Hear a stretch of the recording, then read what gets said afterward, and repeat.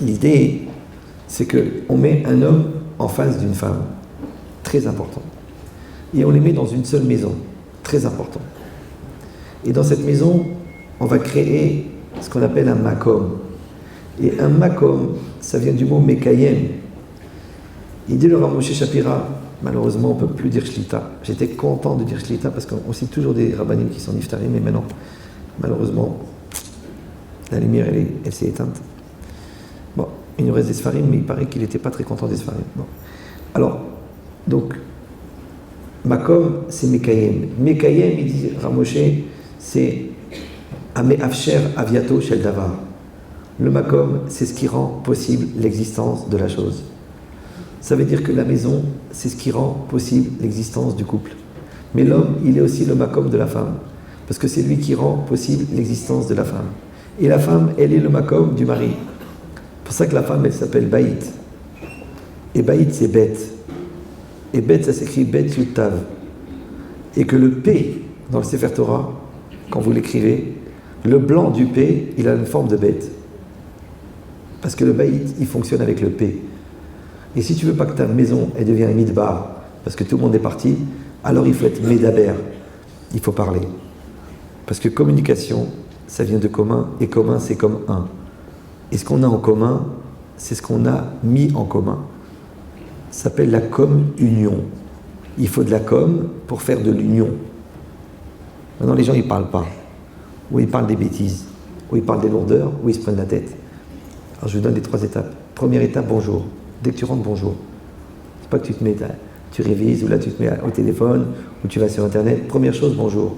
Bonjour mon amour, bonjour mon cœur, bonjour ma vie, bonjour mon feu d'artifice, mon bouquet de fleurs. J'en rajoute pour les frustrés. D'accord? Deuxième étape, le petit bilan de la journée. Comment c'était? C'est que des lourdeurs. J'ai fait les courses, je me suis tordu le pied, au collège on a étudié ça, que des lourdeurs. Ça sert à rien. Mais ça sert à une chose, ça sert à prendre la température. Tu entends la voix, tu entends la fatigue, tu entends la conviction, tu entends des fois la dépression, tu entends la simcha, tu entends la pêche, tu entends le ton, pas le mot, le ton. Parce que des fois les gens ils tombent des nues. Ouais. Et troisièmement, troisième niveau de communication, l'échange. L'échange, ça veut dire, voilà comment ce que je ressens, voilà comment je suis heureux de t'avoir épousé, voilà comment je veux construire avec toi, voilà j'ai pensé, j'ai réfléchi, je voudrais qu'on réfléchisse à cette notion-là, viens on prend du temps pour nous, voilà j'ai organisé un petit voyage pour...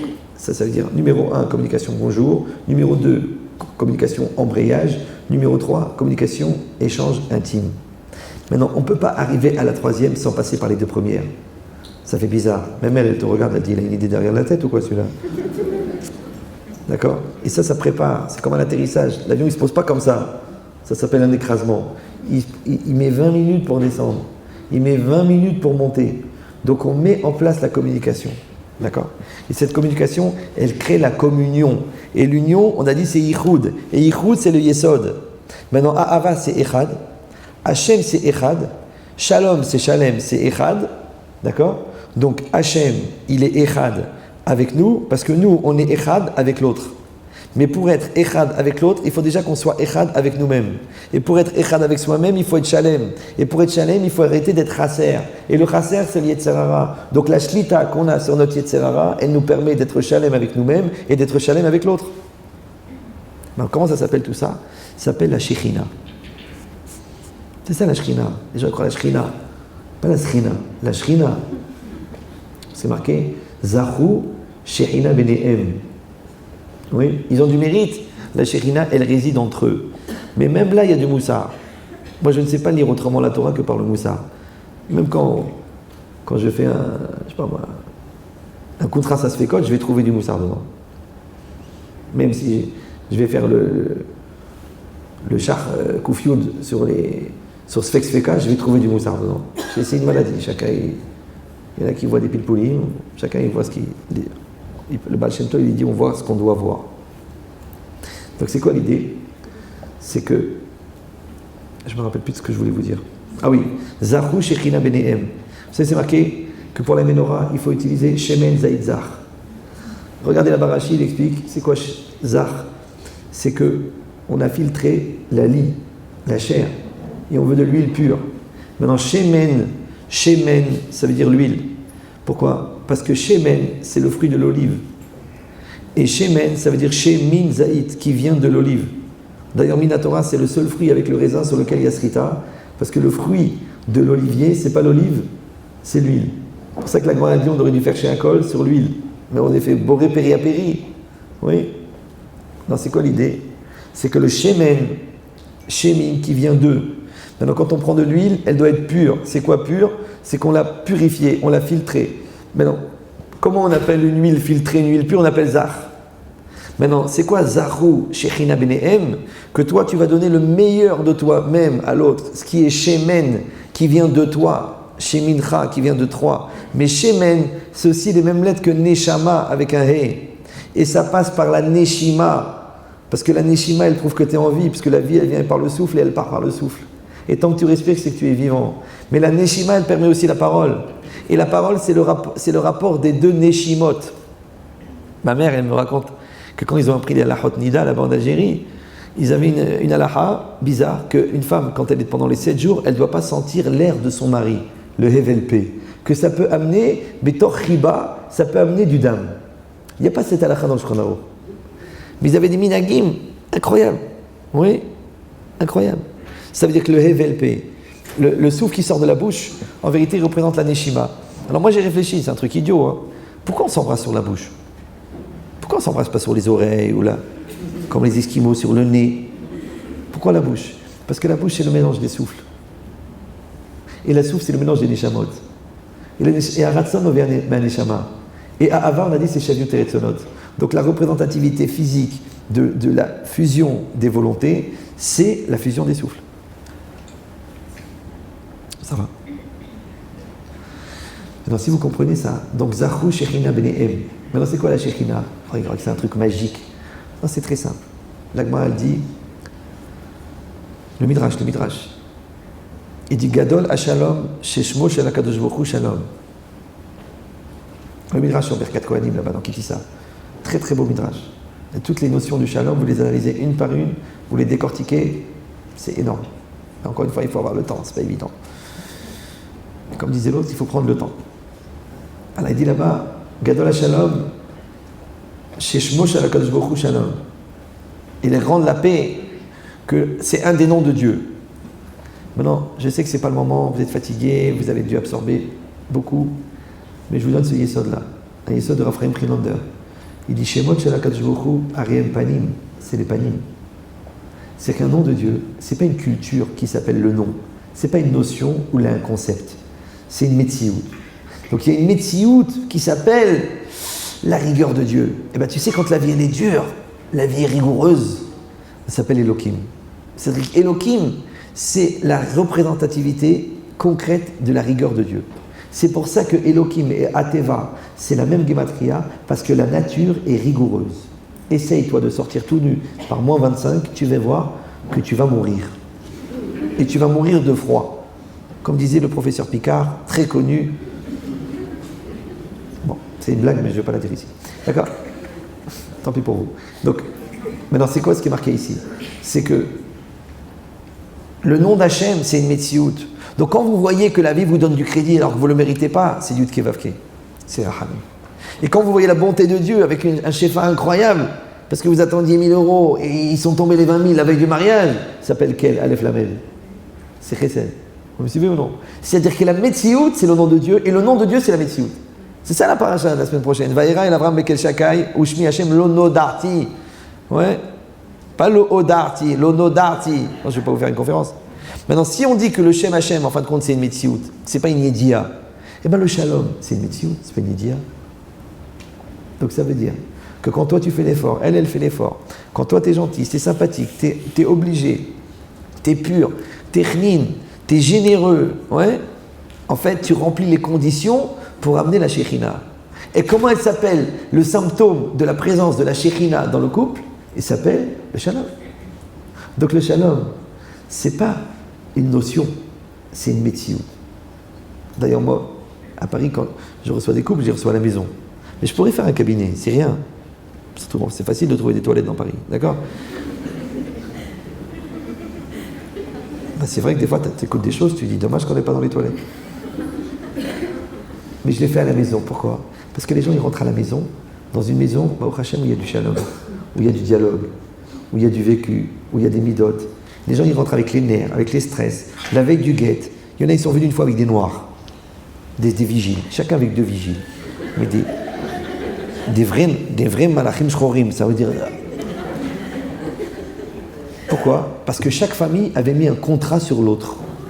Ils ont donné chacun 10 000 euros à des Turcs pour qu'ils les coupent en morceaux. Chacun. La famille du mari, elle avait mis un contrat sur la femme, et la famille de la femme, elle avait mis un contrat sur... Ils sont venus avec des vigiles. Ouais. Ils sont rentrés comme ça, avec les nerfs comme ça. Ils sont assis. Je leur ai dit, détendez-vous. On a parlé. On a rigolé, on a pleuré. Et ils sont détendus. Pourquoi? Tu sais, la viande, quand tu la cuis, elle se ramollit. Et dans Bichoul, la transformation, c'est la cuisson.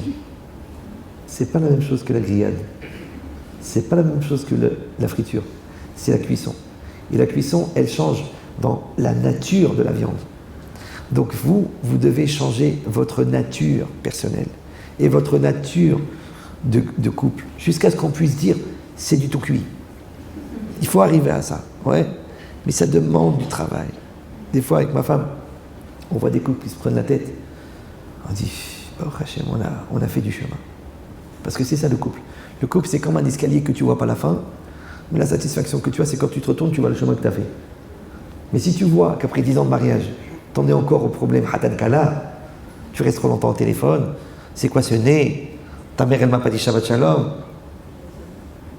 Alors je vous rappelle Halacha, celui qui va à la guerre, oui, s'il est Hatan, il ne va pas à la guerre. C'est Shana Rishona. Pourquoi? Parce qu'il a déjà la guerre à la maison. Pourquoi tu veux qu'il aille à la guerre? Non, c'est pas grave, Shana Rishona, c'est normal.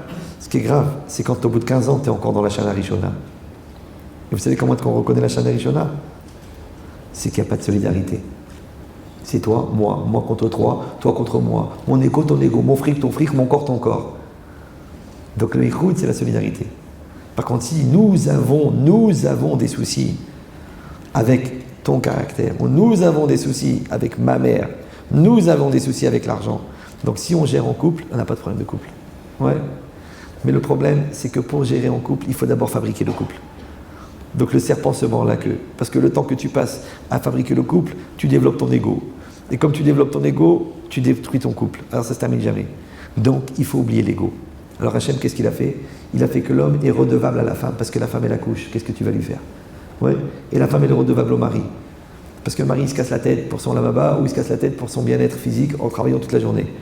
Donc celui qui voit la karatatov, celui qui voit le bien, j'ai dit celui qui est occupé à dire merci, il ne voit pas de défaut. Donc il y a 2 manières de faire Messirut Nefesh. Soit tu prends une batte de baseball et tu te tapes sur la tête, soit tu vois le bien de l'autre. Et en voyant le bien de l'autre, naturellement tu t'oublies. Ça va? Voilà. Donc ça veut dire que la Karatatov, elle enlève l'orgueil.